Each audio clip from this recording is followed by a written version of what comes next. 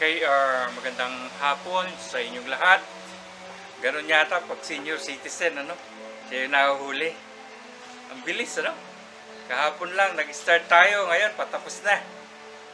Anyway, ngayon naman ang gawin natin kasi masyado tayong seryoso. Dapat lang kasi ramdam natin ang presence ng Panginoon ay bago tayo magpatuloy ay mag-showbiz muna tayo. Kalabitin mo yung katabi mo. Sabihin mo, si Tatay Bert, showbiz daw.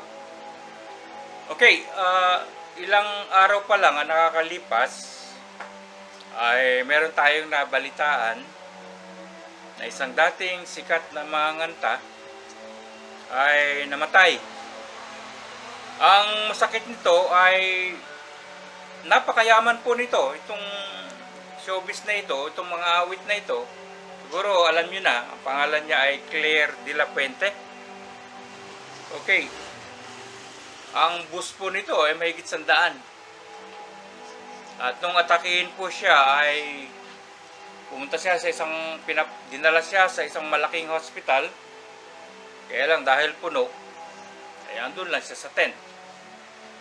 Ang problema, naghihintay ng pangatlo yata siya doon sa reserve na yung naka-reserve para sa mababakante. Alam naman natin ang ICU sa isang hospital sa mga COVID patients ay nagkakaroon lang ng bakante pag may naka-recover, dinala sa recovery room. Tama po ba? Pero kadalasan nagkakaroon ng bakante ron kung ang pasyente nasa ICU ay patay. Alisin doon at yung susunod na nakalinya ay yun ang susunod. At ito po, napakayaman po nito. Ngunit, inabot po siya doon sa labas ng ospital at doon sa tent. Okay.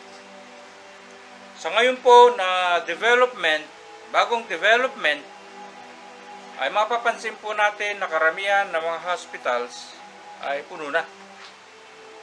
Hindi lang dito sa Metro Manila, kundi sa mga karatig bayan. Okay.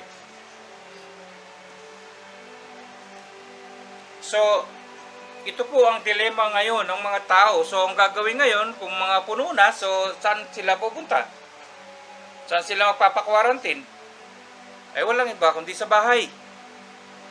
At pag nasa bahay ngayon, siyempre walang makakadalaw. May protocol po tayo, may quarantine na pag may mga na-expose, ay kahit gusto ng mga kapastoran natin, ng mga workers, ng mga elders na dumalaw, ay protocol po yun. Okay.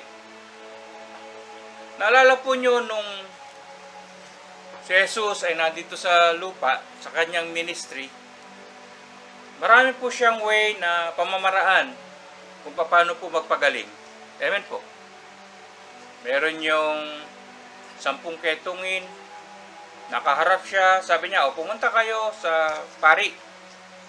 Pakita nyo doon. Habang naglalakad sila, ay nagsigalingan. Meron naman yung isang may ketong, lumapit sa kanya, ang ginawa niya ay nilehens po niya. At gumaling yung may ketong. At meron din pagkakataon na isang bulag ay kumuha siya ng alikabok. Dinuran niya ito at nilagay sa mata. At gumaling. Okay. Dito rin po sa Bible, nakalagay po rin sa James, di po ba? Na sino man ang may sakit, tawagin na magtanda sa iglesia, panalangin siya, pahiran siya ng langis sa pangalan ng Panginoong Yesus na may pananampalataya at ibabangon siya. Meron din naman sinasabi sa Mark chapter 16:16, and this sign shall follow those who believe. In my name they will cast out demons, laying on the sick and they shall be healed. Sa lahat po ng pamaraan na ito na binibigay ng Diyos, isa lang naman ang papagaling. Wala kang iba kundi ang Diyos pa rin. Amen po. Dito po ngayon, meron pong isang one powerful tool that often overlooked by Christians.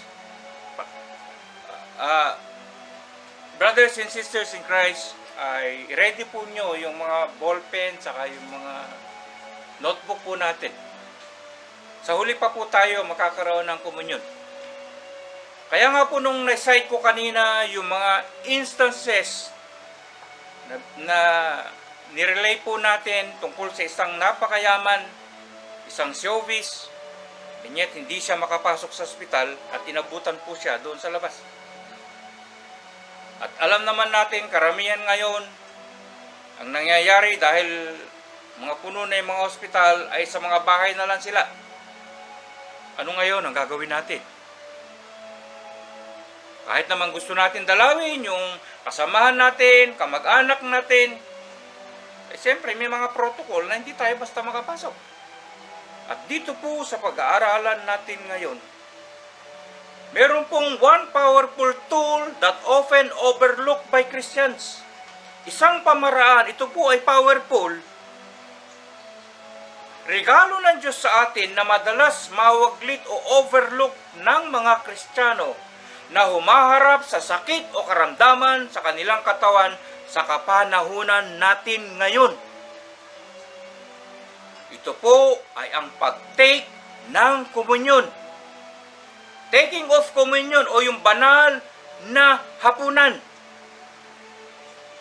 Okay, yumuko po muna tayong lahat. At tayo po ay manalangin. Amang banal at Diyos namin nasa langit, sama-sama kami na dumudulog sa interneyong biyaya. Nililip up namin sa iyo ang fellowship na ito. Sa critical stage na ito, Panginoon, isang pamamaraan na ibinigay mo sa iyong mga anak.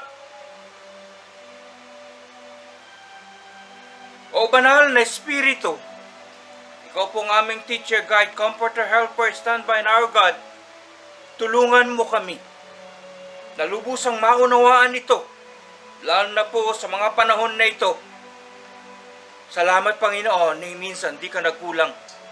Maraming pamamaraan sa mga sitwasyon na nangyayari. Hindi ka nagkulang, Panginoon. Salamat po, Ama. Ito po ang dalangin namin. Sa pangalan ng Panginoong Yesus, lahat po magsabi ng Amen. Okay. Yung pong Lord's Supper o yung pag-take ng communion ay hindi po o much more than just a religious tradition. Kadalasan po, minsan nadadala po tayo nung nasa old faith po tayo. Amen po. Naakala natin ay ganun-ganun lang yung pag-take ng communion. Dahil parte ito ng sistema, ng programa, ay nakikihalubilo na tayo. Nakikitake na rin tayo. Okay. Pero mas higit pa sa isang religious activity. Pag tayo po yung uminom sa cup o yung pong saro representing the blood of Jesus, inaalala natin ang pagliligtas ng Panginoon sa ating mga kasalanan. Pag tayo naman ay kumain ng tinapay representing the body of Christ, ina-acknowledge natin, tinatanggap natin, pinananampalatayan natin yung pong physical, spiritual na pagpapahirap na pinagtiisan ng Panginoong Hesus. Natunghayan po natin kahapon yung Passion of Christ at ngayon po ay muling ini-highlight ni Pastora Eli. Ang Bible nga po dito po sa Isaiah 52:14, binabanggit po doon. Ang sabi po doon, basahin ko po. Marami ang nagitla nang siya'y makita. Dahil sa pagkabugbog sa kanya'y halos di makilala kung siya'y tao. Anong ibig sabihin po noon? Sa sobrang bugbog na ginawa sa kanya mula ulo hanggang paa, ay di na siya makilala kung tao pa ba siya o halimaw na.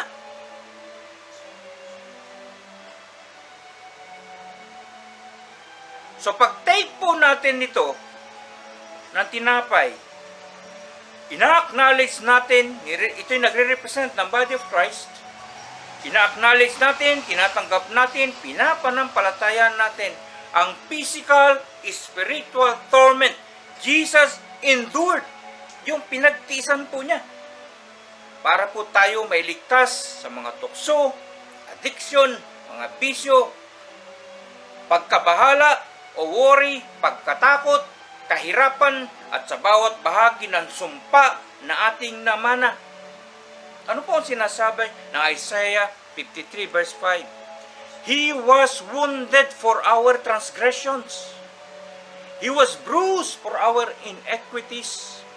The chastisement of our peace was upon him, and by his stripes we are healed. Sa Tagalog po, basahin ko po, sabi rito, dahil sa ating mga kasalanan, kaya siya nasugatan. Siya ay binugbog dahil sa ating kasamaan. Tayo ay gumaling dahil sa pahirap na tinamo niya at sa mga hampas na kanyang tinanggap. Tingnan niyo po ang binabanggit dito. Bakit siya nasugatan? Dahil sa ating kasalanan. Bakit siya binugbog? Dahil sa ating kasamaan. At yung pahirap na napunghayan natin kahapon, kahit ito po isang pelikula, ay doon tumimo sa puso natin. Yung pahirap, yung hampas na tinanggap niya, yung 40 minus 1 losses, ay ito po, ay tayo nagsagaling. Okay. God created the Lord's Supper for a reason. Hindi pwedeng inilagay ng Diyos yung Last Supper na matatagpuan dito sa 1 Corinthians chapter 11 verse 23. Ito po yung aral na iniwan ng Panginoon. Hindi kinreate ng Diyos itong Lord's Supper kung walang napakahalagang reason. Nilikha ng Diyos ang banal na hapunan dahil ito ay may mahalagang kadahilanan. Pag ito'y tinanggap o ginawa, yung pag-partake ng banal na hapunan,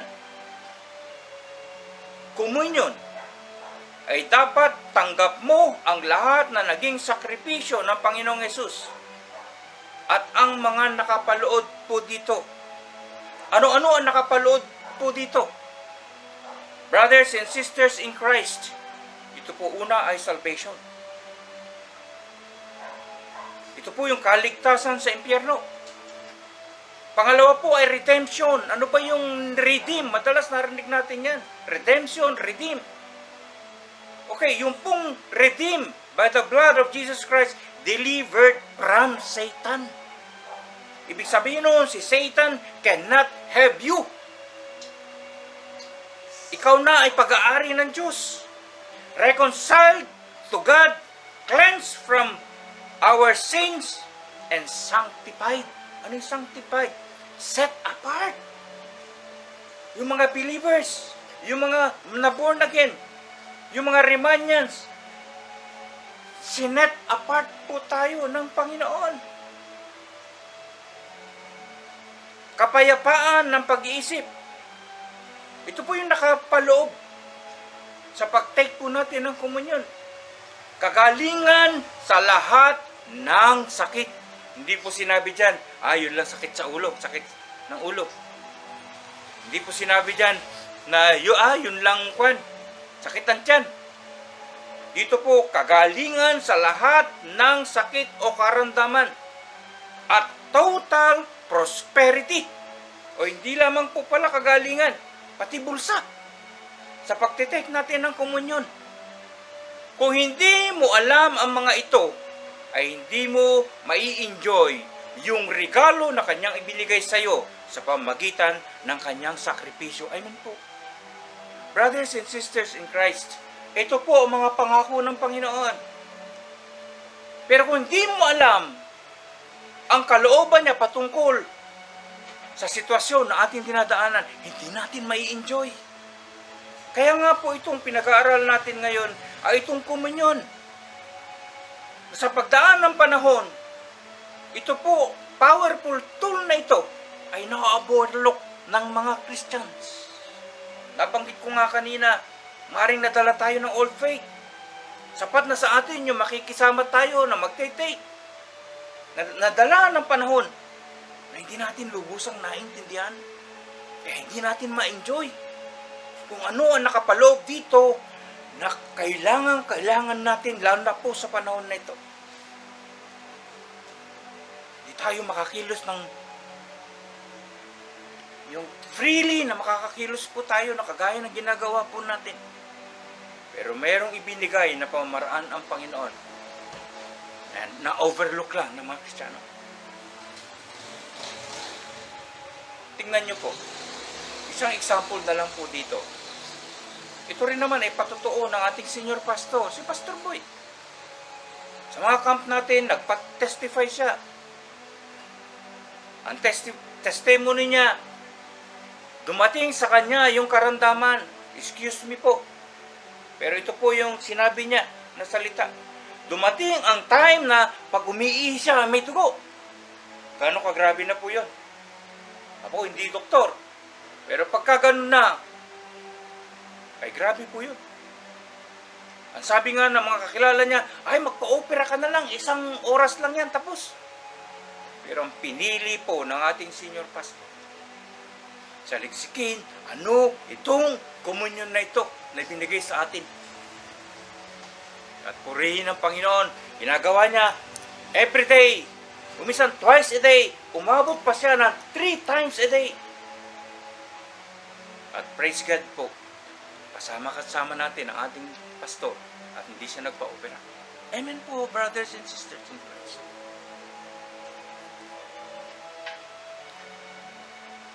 Hindi na tayo dapat maghintay na pupunta pa tayo sa church para mag-take ng komunyon doon sa scheduled na pag-take ng komunyon. Ano po bang oras, ano bang day ang ating pag-take ng komunyon? Once a month. Ang kuwan natin ay first Sunday. Dito po sa pinag-aaralan natin, ito po yung tinuturo sa atin na ngayon na hindi na po tayo, yes, meron tayong mga schedule, pero pati yung schedule na yan ng mass gathering, sa ngayon, sa update ngayon, dinagdagan pa ng ECQ, under ECQ po tayo sa Metro Manila at karatig ng mga probinsya. Kung saan ang mass gathering ay hindi pa pwede. E paano yun? Kung doon lang tayo nakabase sa komunyon natin, sa scheduled komunyon natin sa church.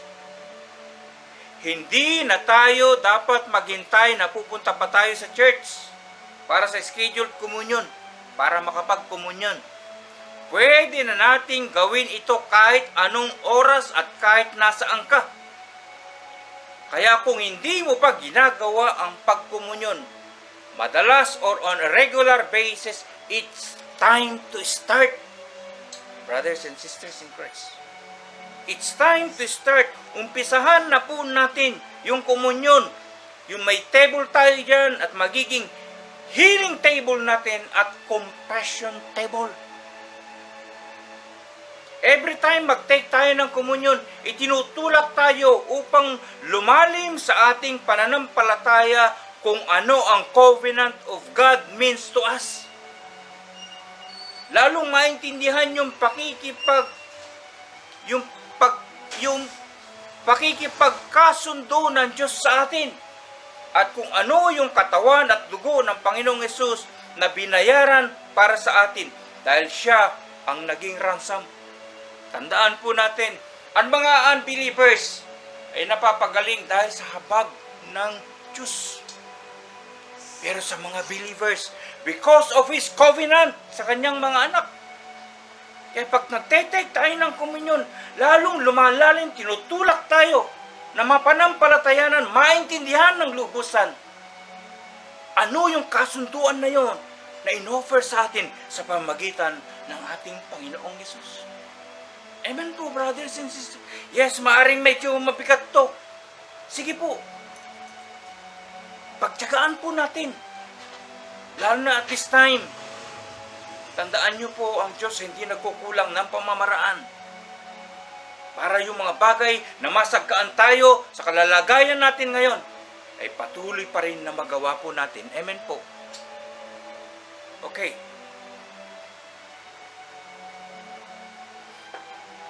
Ginagamit natin ang ating pananampalataya pag tayo'y nagkukomunyon. We use our faith to take communion and we do this with determined purpose. May determinado kang purpose. Si Pastor Boy, bakit siya nagkukomunyon? Yung time na yon, dahil alam niya na meron siyang pinagpe-faith at kasama yon sa paghihirap ni Jesus. Kiniklaim niya yon. May determined purpose siya na sa pag-take niya ng komunyon, nandun ang kaganapan ng kagalingan. Brothers and sisters in Christ, nakafocus po tayo sa pag-aaral natin ngayon, yung healing for our body. Marami tayong mga kamag-anak ng kasamahan natin na dumaranas ngayon ng COVID. Hindi tayo makapunta, nakakatawag lang tayo. Hindi rin sila makapunta sa mga ospital dahil puno na ang ibang mga ospital. Saan sila tatakbo? Paano yun kung hindi pa sila, unbeliever pa sila? It's time, brothers and sisters in Christ, sa ating pagtawag sa kanila, kasama una ang salvation na i-share natin sa kanila. At ito pong pinag-aaralan natin ngayon. I-take note nyo po. Kung ito man ay naka-record, i-play nyo uli. Kunin nyo yung bawat mga messages na gustong ipaunawa sa atin ng Panginoon. Okay, 7 tips o yung 7 bagay na pag-aaralan natin ngayon. Yung pag-take ng communion for our healing. Amen po. Okay, una po. Una, simple. Bumili kayo ng communion set for personal use. Meron tayong, ano ba yung communion set? Meron tayong baso.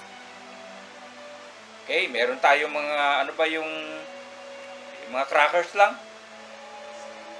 Okay?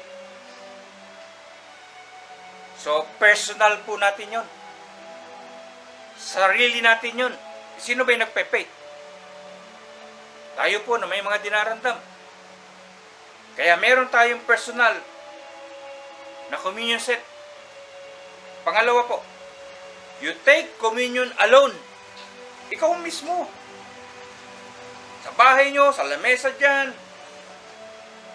Kunin mo yung communion set. Ito ang banal. Itong Bible. Kung saan mo titignan po yun. Magiging detalyado po tayo. Pati yung sasabihin natin ay may guide po tayo. Okay. Kung pamilya naman kayo, ay pwede kayo mag-take ng communion, yung buong pamilya nyo. O kaya yung nasa church, yung mga workers, mga pastor, kahit kayo magkakasama. O yung mga sa churchmate natin, sa nadadalaw tayo, sama-sama tayo mag-take. At pangatlo po, bilis po natin, 7 po ito. Mga simple lang po ito. Pangatlo po, you take communion every day. Araw-araw po ang pagtitake ng communion. Mag-communion po tayo araw-araw. Dapat ginagawa na natin ito magmula pa nung nagkaroon ng pandemic. Brothers and sisters in Christ, ito po ang bilin sa atin ng ating senior pastor ng church sa lahat ng mga outreaches. Magkaroon tayo ng prayer, at least 1 hour, nagtatangs po tayo. Magmula nung mag-start yung pandemic. At minemeditate natin yung Psalm 91. Minsan may nakarinig tayo, hindi ko na kaya na mag-memorize ng Psalm 91. O ngayon nga, total, sama-sama tayo ngayon. May time pa naman tayo. Ipagbigyan nyo na si Tatay Bird. Kahit medyo magtagal, baka abutin tayo ng alas 12 ng gabi. O meditate nga natin, Tagalog ba yan? English ba yan? NIV ba yan? Balita ba yan? Ilocano ba yan? Tagalog ba yan? English ba yan? O sige nga, tayo nga tayong lahat. Sige po, tayo tayong lahat. Sa pag-aaral po natin, gawin na natin. Kasi ito po yung Psalm 91. Sige nga po, meditate natin. He who dwells in the shelter of the Most High will rest in the shadow of the Almighty. I will say of the Lord, He is my refuge. He is my fortress, my God in whom I trust. Surely He will save you from the fowler's snare and from the deadly pestilence. He will cover you with His feathers, and under His wings you will find refuge. His faithfulness will be your shield and rampart. You will not fear the terror of night, nor the arrow that flies by day, nor the pestilence that stalks in the darkness, nor the plague that destroys at midday. 1,000 may fall at thy side, 10,000 at thy right hand, but it will not come near you. You will only observe with your eyes and see the punishment of the wicked.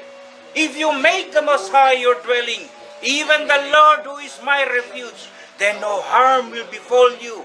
No disaster will come near your tent, for He will command His angels concerning you, to guard you in all your ways. They will lift you up in their hands, so that you will not strike your foot against the stone. You tread upon the lion and the cobra. You will trample the great lion and the serpent. Because He loves me, says the Lord, I will rescue him.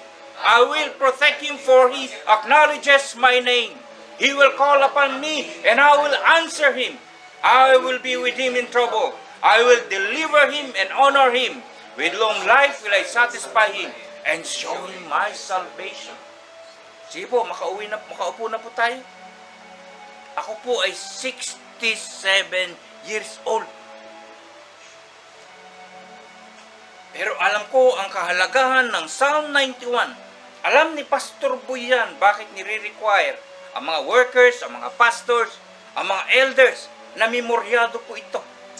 Kasi pwede nating i-claim ito. Habang sinasabi natin yung mga pangako para ingatan, hindi lamang ikaw, brother and sisters in Christ, kundi ang buong mong sambahayan. Amen po, brothers and sisters in Christ. Kaya wag mong tatanggapin na hindi ko kayang imemorya. Si Tatay Bert nga, tanda na, magse-70 na. 3 years na lang, 70 na. Pero pagtiyagaan po natin na mamemorya po ito. Dahil hindi po i-recommend ito ng Bible at ng ating senior pastor at ng ating church. Hindi natin magagamit sa buhay natin bilang Kristiyano. Amen po. Okay. At dito nga po, you take communion every day. Araw-araw po, nagpe-pray tayo in tongues at least 1 hour. Every day po yun.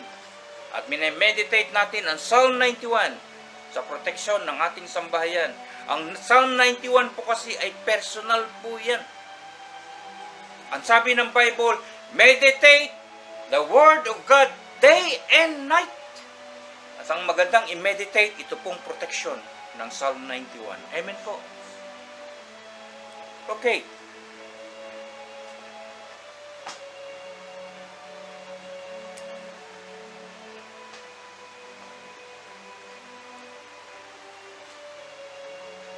Taking communion is appropriating the blood of Jesus over your life.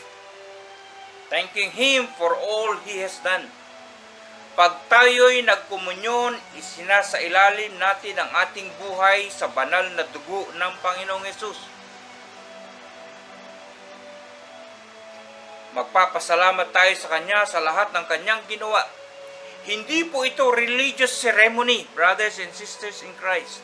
Hindi po ito religious ceremony. Kaya hindi na tayo maghihintay ng pastor o church worker para mag-serve ng komunyon sa atin. Amen po. Hindi po ito ceremony. Ito po yung ugnayan natin sa Panginoon. Yes, meron tayong mga schedule sa mga churches. Praise the Lord. Pero personally, dapat meron ka dyan. Kung may pagpepate ka, magkomunyon ka. Amen po. Okay, pang-apat po. Ito po ang bilin ng Bible sa atin. Examine yourself before you take communion. Bago tayo mag-komunyon, ang Biblia nagsasabi na i-check natin ang ating puso. Ano po ang sinasabi ng 1 Corinthians chapter 11, verse 28 and 29? A man ought to examine himself before he eats of the bread and drinks of the cup. For anyone who eats and drinks without recognizing the body of the Lord eats and drinks judgment on himself. Sa Tagalog po, kaya dapat siyasatin ng tao ang kanyang sarili bago kumain ng tinapay at uminom sa saro. Sapagkat ang sino mang kumakain at umiinom na hindi pinahalagahan ang katawan ng Panginoon ay kumakain at umiinom ng hatol sa kanyang sarili. Ask God for forgiveness. Kung meron tayong na-miss, yung area na na-miss po natin, ask God for forgiveness. Humingi tayo ng tawad sa ating Amang nasa langit kung saan tayo nagkulang bago tayo mag-take ng komunyon. Ano po yung mga yon? Yung strife, yung pagkakagalit-galitan, yung unforgiveness, yung hindi pagpapatawad, yung pong jealousy, yung envy, hatred, fear, worry, at iba pa. Sa Tagalog po, pagkapuot, pagkagalit, paninibugho, pagkamainggit, takot. Tingnan nyo po yan, pati takot. Worry, at iba pa.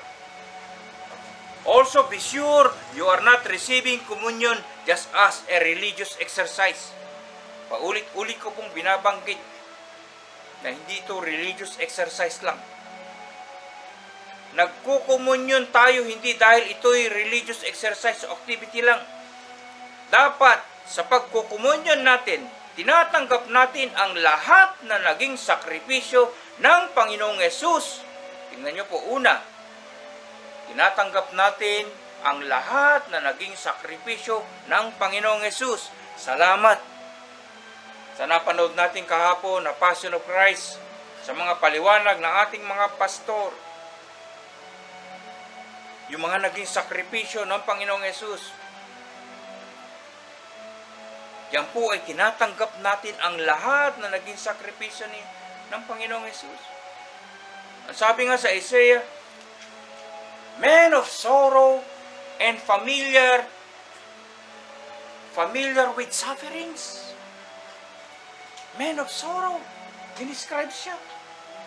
And familiar with sufferings. Alam nyo po, sa custom po, yung kaugalian po ng mga Hudyo,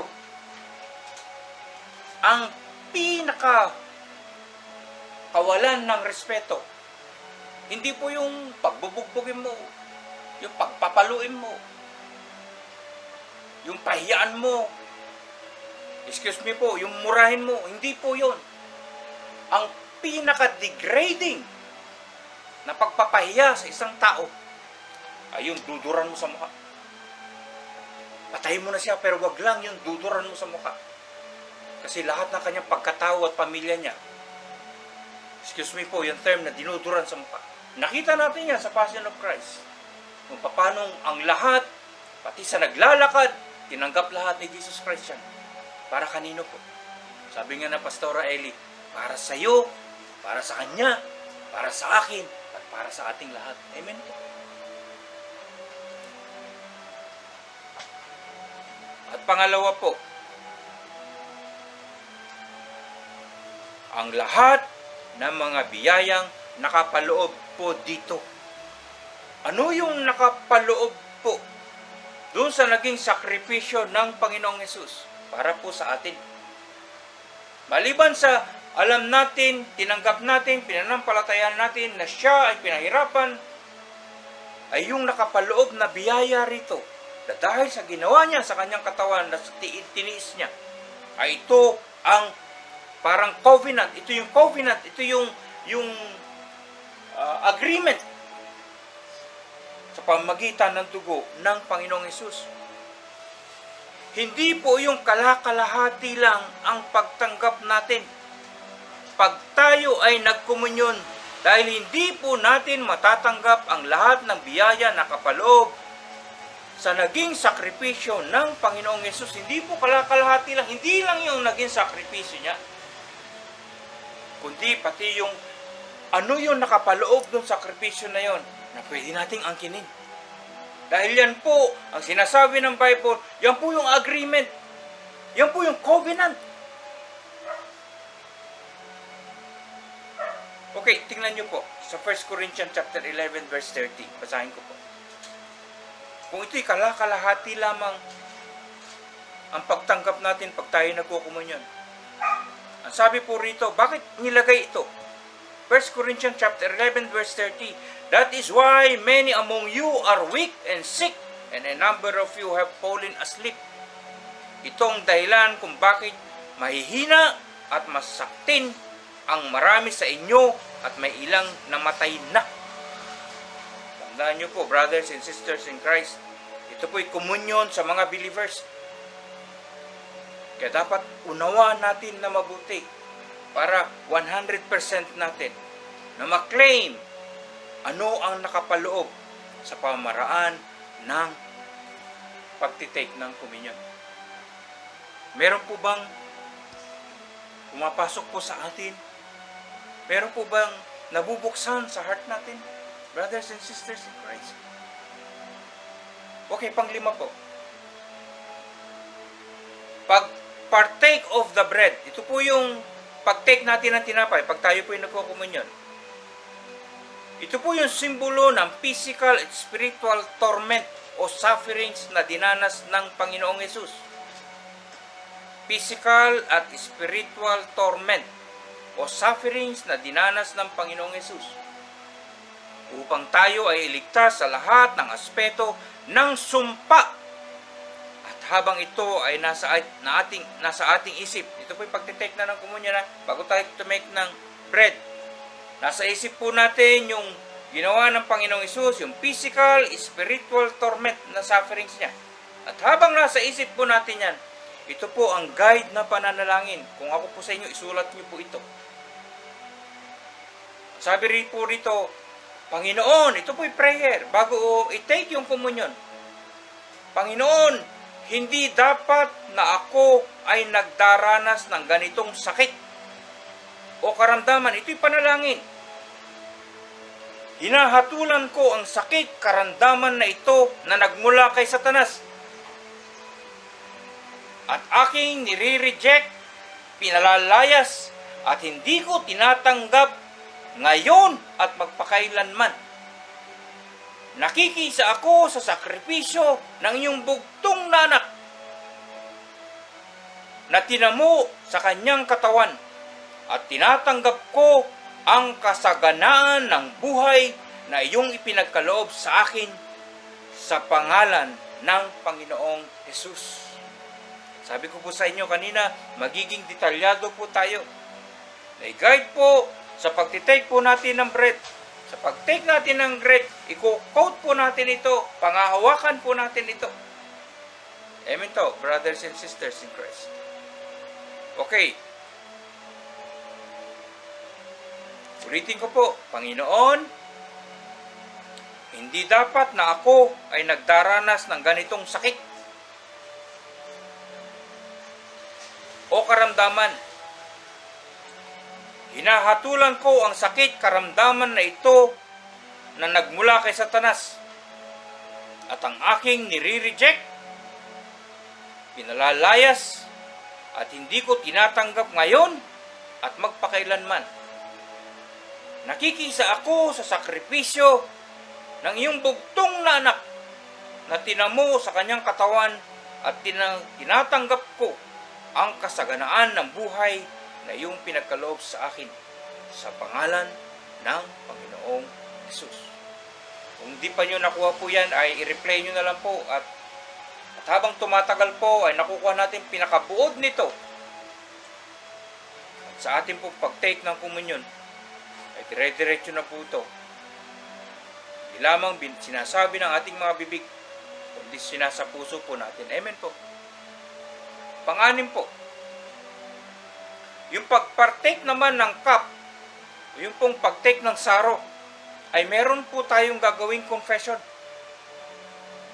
Di po ba? Ito na yung saro na hawak natin. Okay? Tayo magpe-pray. Amang banal at Diyos naming nasa langit. Tayo tumatawag sa ating Amang nasa langit. Ako'y nagpapasalamat sa lahat ng provision, ipinagkaloob mo sa pamamagitan ng bagong kasunduan. Ito po yung New Covenant in Christ Jesus, sa pamamagitan ng iyong anak na si Jesucristo. Tinatanggap ko ang mga pangako nito ngayon. Tandaan po natin, the believers are healed because of my covenant, says the Lord. Ako ay magaling na. I am redeemed. I am the head and not the tail. I am above and not beneath. Inaangkin ko ang kagalingan ng iyong pinaghirapan para ibigay sa akin. Maraming salamat at papuri sa lahat ng ito sa pangalan ng Panginoong Hesus. Pampito po, ito po yung panghuli.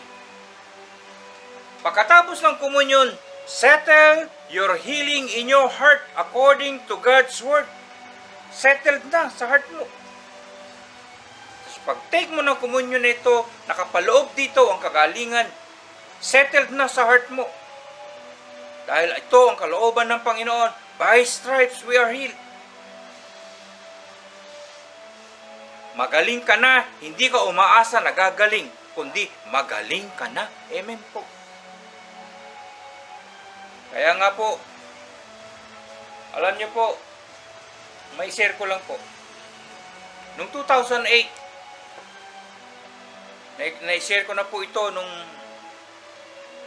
karoon po ng problema sa heart ko. Sa katunayan, si Tatay Fred nga, itong bahay na ito, pinagaganapan nito. Siya nga po nagtakbo sa akin sa FEU. Pagkalipas po noon ng ilang araw, nilipat ako sa St. Luke's. Na-angiogram po ako. Alam, na-share ko na po yan. At ang findings nga ay 10 ang bara ng heart ko. Yung primary, yung pinakamalaki ay 95%, 90 sa 85%. ASAP, bypass, prepare 1 million. At dahil sa heart ko, manipis na, sabi ng cardio, 3 to 4 years, bypass ka uli. Maganda ka uli ng 1 bilyon. Ganun po ang situation. Saan po tayo tatakbo? Una, wala tayong pera na ganun kalaki. Pangalawa, mga Kristiyano tayo. May salita ang Panginoon. Sabi ko sa mga cardiologists, mga born again kami, pangahawakan namin ang salita ng Panginoon. Nagalit nga sa amin yung cardio. Ganun ba? O sige, labas na kayo bukas. Sungit nga eh. Hindi umuwi na kami. Pag-uwi po namin, yung pong pangako ng healing.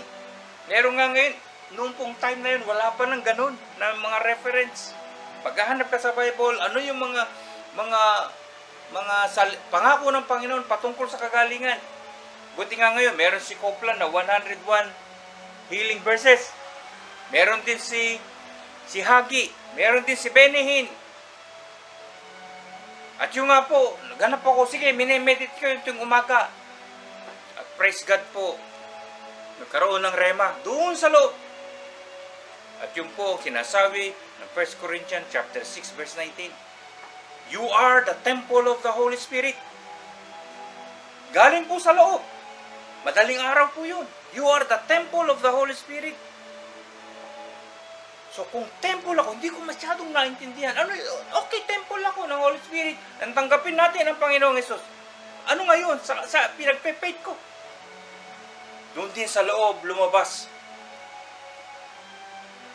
ang paliwanag. Kung temple ka ng Holy Spirit, which is a perfect place.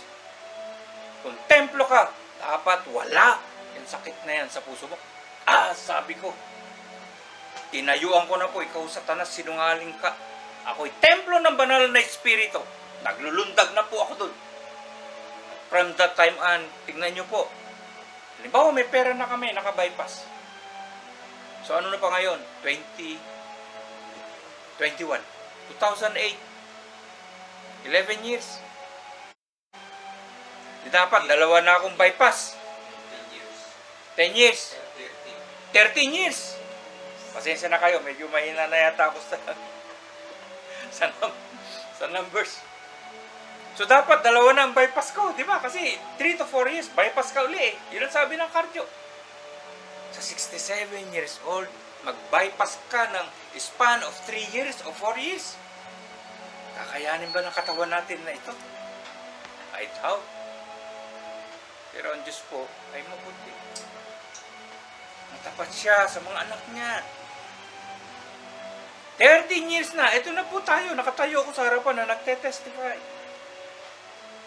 Kaya lang, itong huling, naglalakad po kami ni Tatay Fred dito tuwing umaga. Ngayon, itong lately,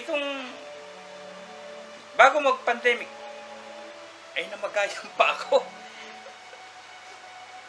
Yung po, namaga po yung sakong ko sa kanang kamay, kanang paa. Alam niyo naman po, yun yung tinatawag na gout. Kaya pag naglalakad po kami, umpisa ng lakad, araw-araw po yun 2 to 1.5 hours every day. Maliban na pag Sunday. So nakahuli ako sa kanila, tapos pag sa huli na lang, saka ako nakakarimate. 1.5 to 2 hours po yun every day. Kahit na po pandemic. Kaya lang, nakakumpleto po kami. Una ay yung face mask. Sumunod, meron na kami ng face shield. Ayaw ko kung ano susunod. Baka PPE na raw, sabi ni Dr. Reyna. Okay, nawala ako Okay, so, ito nga po yung gout sa paa. Eh di, huwag niyo sabihin na hindi ko pinagpe-prayan, nilalayan. Sabi ng Bible, tawagin matanda sa iglesia, di ba? Panalangin, pahinaran langis. Kinabukasan, nandun pa rin. O yung pangako, and this sign shall follow those who believe in my name. Patungan ng kamay. May sakit, gagaling. Ginawa ko rin po yan. Pero bakit? Alam niyo nangyari? Maliban sa isa kanang paa, ngayon dalawa na, pati yung kaliwa. Namaga. Ay, nakikita siguro nila, pag naglalakad ako yan, medyo, sexy ko maglakad eh. Ang kasabi ko po, yung mga elder na mga 70 years old and above, ay, hindi ako makasabay dun sa yung mga kasama ko mga senior citizen din. Hanggang sa ito po, ay may bigay sa aking assignment ni Pastor Boyd noong Miyerkules. Ito na po Miyerkules. Patungkol po sa pagtitake ng komunyon. Nagtitake naman kami everyday. Pagka kami ni Atinyo.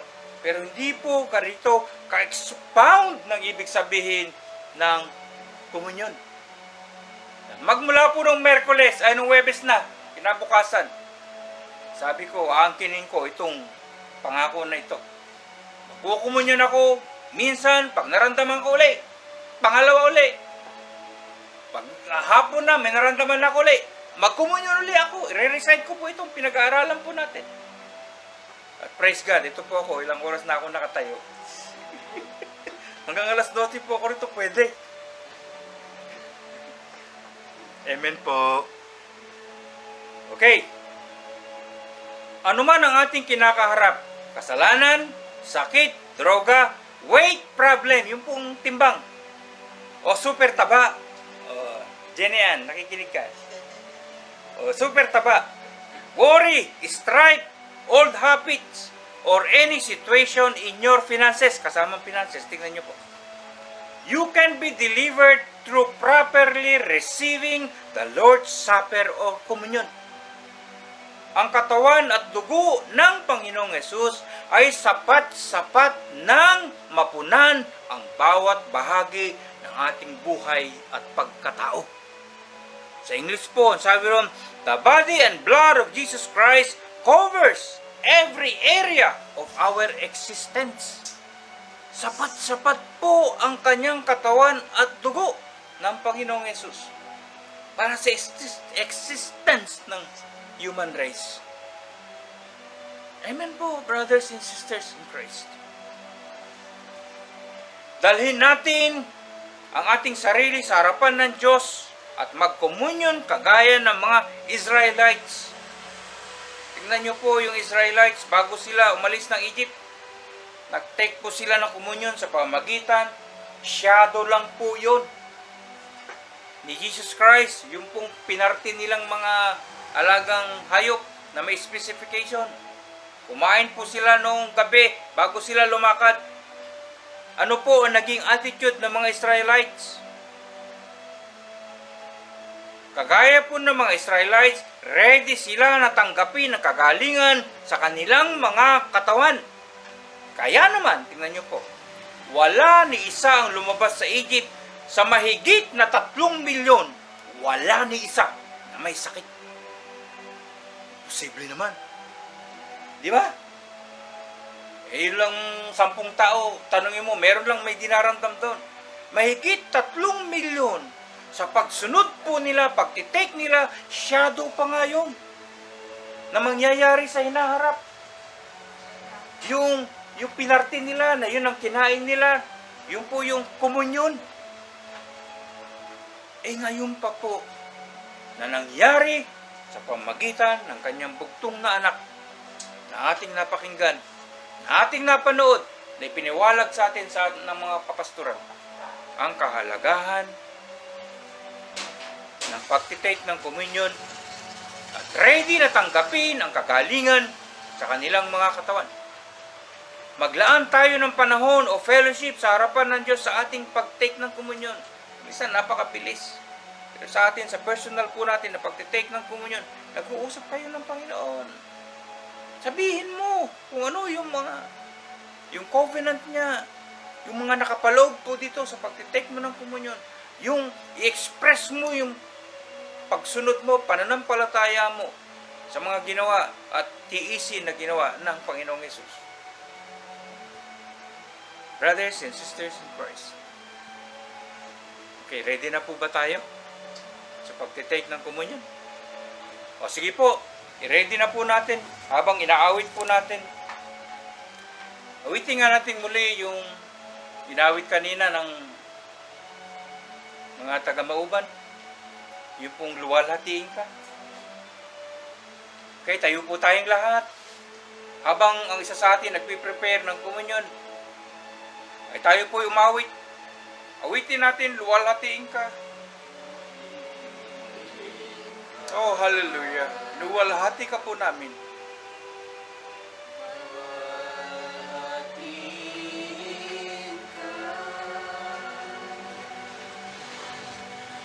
Ng buong puso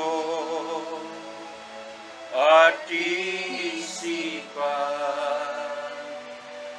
ngayon at kailanman,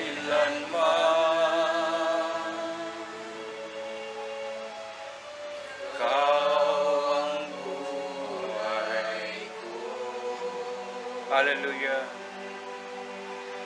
Ikaw ang awit ko,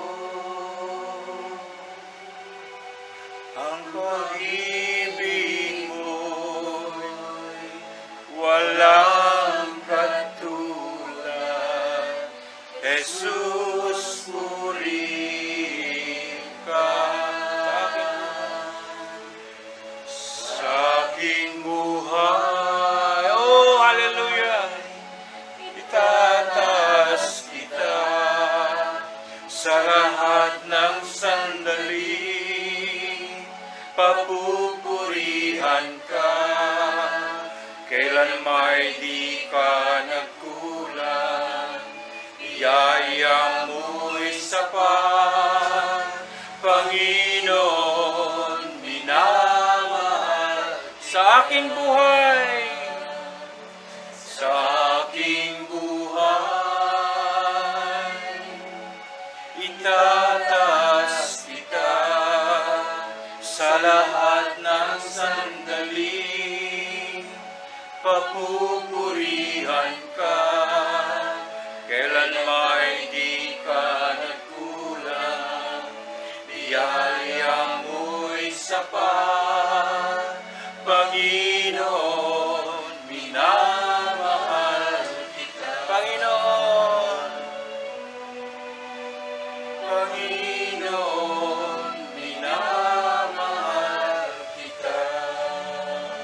Sige po, i-distribute na po natin yung... Okay. Dito po sa 1 Corinthians chapter 11, verse 23. Itong aral na tinanggap ko sa Panginoon at ibinibigay ko naman sa inyo. Ang Panginoong Yesus, nung gabing siya'y pagkanulo, ay dumampot ng tinapay, nagpasalamat, pinagpira-piraso ito at sinabi, ito ang aking katawan nihandog para sa inyo. Gawin ninyo ito bilang pag-alaala sa akin. Hawakan po natin ang tinapay. Itaas po natin. Sabihin po natin, Panginoon, Panginoon, hindi dapat na ako ay nagdaranas ng ganitong sakit. Sige po, sabihin po natin. O karamdaman, hinahatulan ko ang sakit at karamdaman na ito na nagmula kay Satanas at aking nire-reject, pinalalayas at hindi ko tinatanggap. Ngayon at magpakailanman, nakikisa ako sa sakripisyo na yung bugtong na anak na tinamo sa kanyang katawan at tinatanggap ko ang kasaganaan ng buhay na iyong pinagkaloob sa akin sa pangalan ng Panginoong Hesus. Kainin po natin.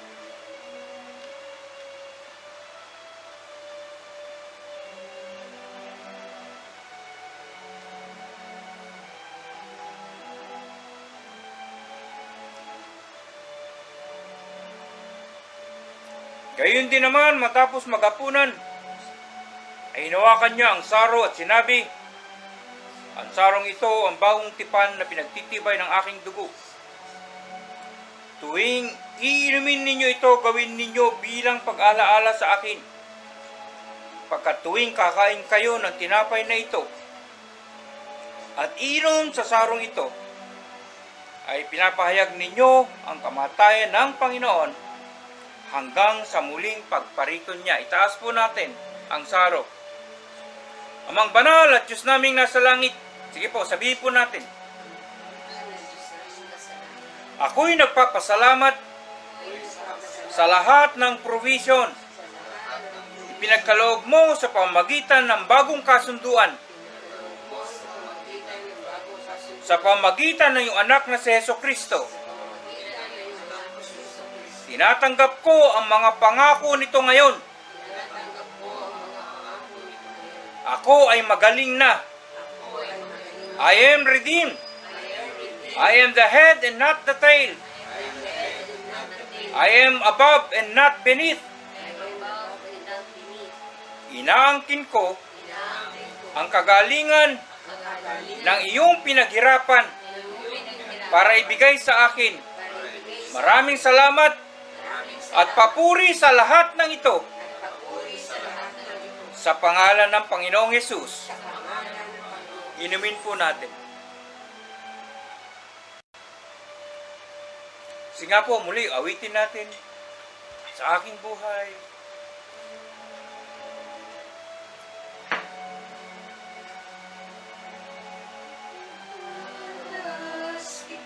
Magpe-pray po tayo mamaya. May mga kasamahan o kamag-anak po tayo na may COVID. At dito po tayo. Mag-worship tayo sa Panginoon. Hallelujah! Mo'y sapat, Panginoon, minamahal kita. Sa aking buhay, sa aking buhay, itataas kita sa lahat ng sandali.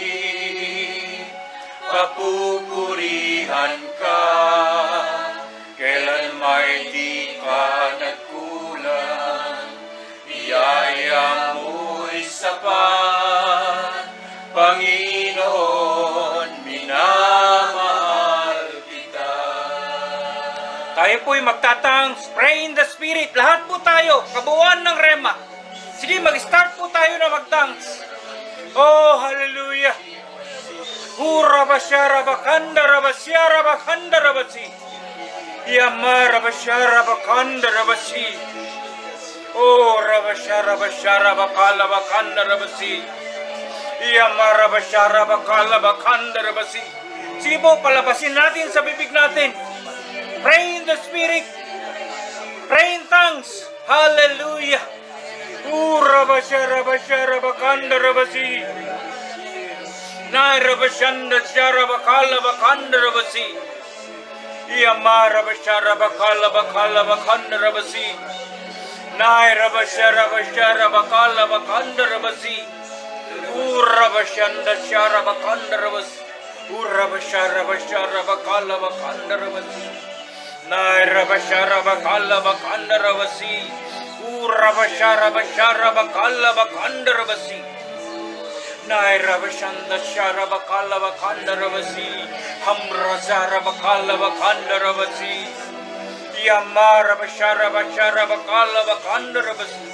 Urabashara Bashara Bakala Bakanda Rabasi. Nairabashanda Sharabakala Bakanda Rabasi. Urabashara Bashara Bakanda Rabasi. Nairabashara Bashara Bakanda Rabasi. Urabashara Bashara Bakanda Rabasi. Yamara Bashanda Shara Bakanda Rabas. Urabashara Bashara Bakala Bakanda Rabas. Nairabashanda Shara Bakala Bakanda Rabas. Urabashara Bashara Bakala Bakanda Rabas. Nairabashara Bakala Bakanda Rabas. Urabashara Bashara Bakanda Rabas. Yamara Bashanda Shara Bakala Bakanda Rabas. Urabashara Bashara Bakanda Rabas. Nairabashara Bashara Bakanda Rabas. Urabashara Bashara Bakanda Rabasi. Habrakambras Narabashara Bashandas. Nairabashara Bashara Bakala Bakanda Rabasi. Yamara Bashara Bashara Bakala Bakanda Rabas. Urabashara Bashara Bakala Bakanda Rabasi. Nairabashara Bashara Bakala Bakanda Rabasi. Nairabashanda Shara Bakala Bakanda Rabas. Urabashara Bashara Bakala Bakanda Rabasi. Nairabashanda Shara Bakala Bakanda Rabasi. Nairabashara Bashara Bakanda Rabasi. Urabashara Bashara Bakala Bakanda Rabasi. Yamara Bashanda Shara Bakala Bakanda Rabasi.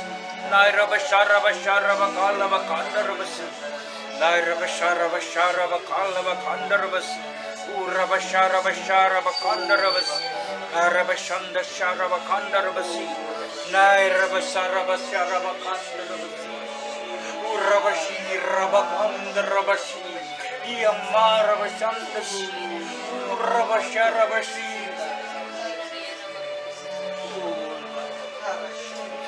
Urabashara Bashi. Ay Bakanda Rabasi. Nairabashara Bakanda Rabasi. Ay. Nairabashanda Shara Bakanda Rabasi. Ay.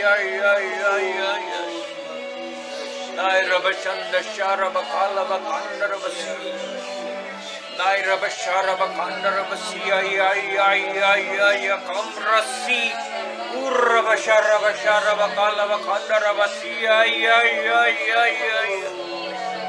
Nairabashanda Si. Ay. Kamrasi. Nairabashara Bashi. Ay.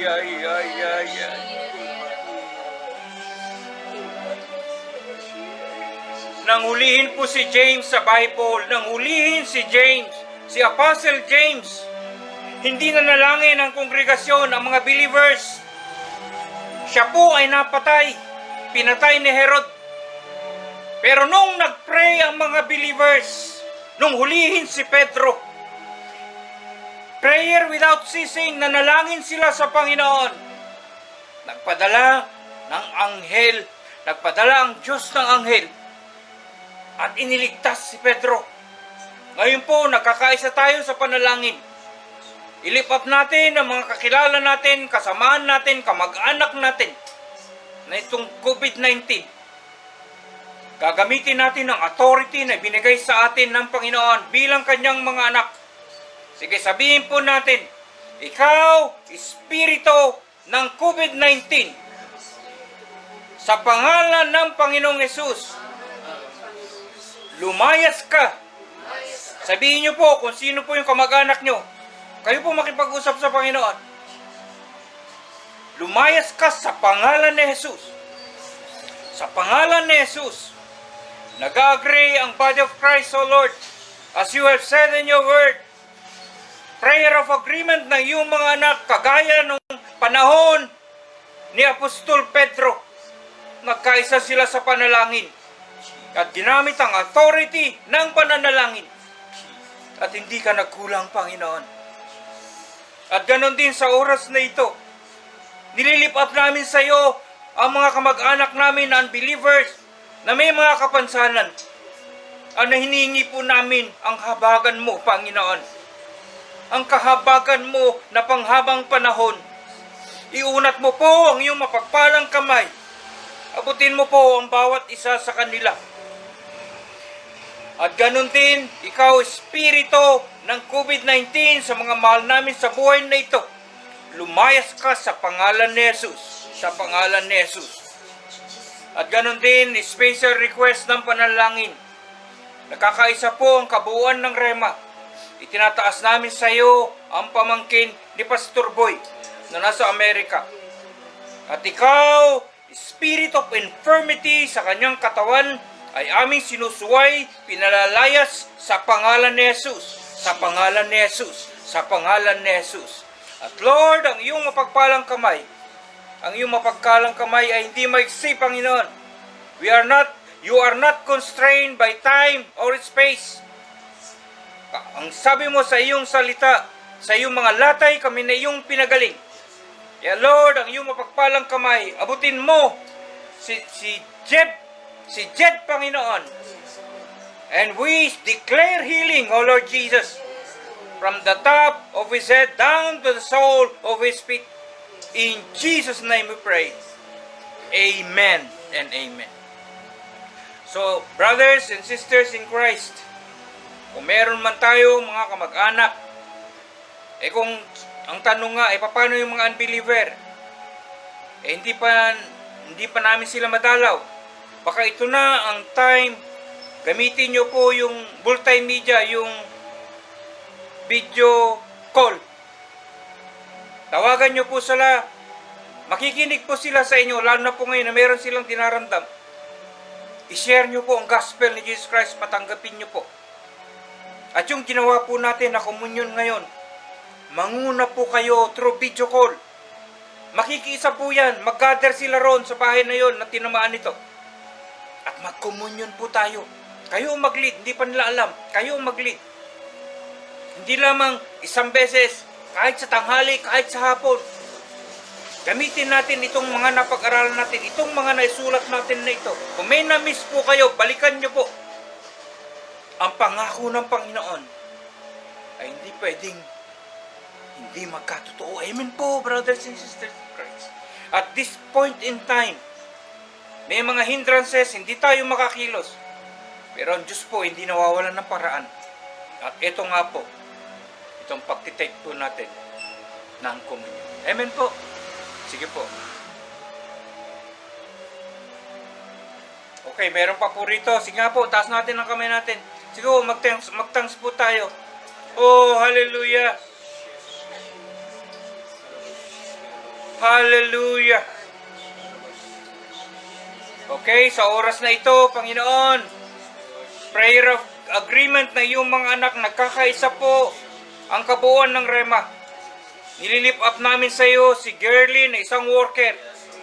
At sa pangalan ng Panginoong Yesus, ikaw na nagkokos ng sakit kay Girly, nagkakaisa kami, ikaw spirito ng sakit, lumayas ka sa katawan ni Girly sa pangalan ng Panginoong Yesus. Sa pangalan ng Panginoong Yesus. At Lord, dinideclare namin ang kagalingan ni Girly. At salamat, Panginoon, in point in time, at timely, Lord, na pagtuturo mo. Tunay nga po, Panginoon, ang kabutihan mo ay panghabang panahon. Salamat po, Ama. In Jesus' name we pray. Amen. And amen. Sige po, binabalik ko na po kay Pastora Doktora Ina.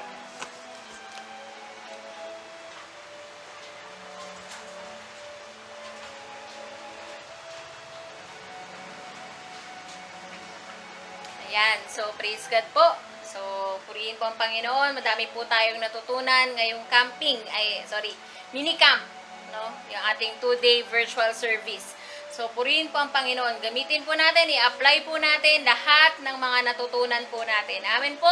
So, ngayon po, pagkatapos po nito, ay manunod po tayo. Meron po tayong film showing. Naka-upload na po dito, nakalagay na po dito sa Rema Films yung link. I-click nyo na lang po yon, panonoorin po natin yon sa YouTube po yon naka-link. So, ready po natin at manood po tayo nung pinapapanood po sa atin ng ating pong pastor. Salamat po. God bless po sa bawat isa.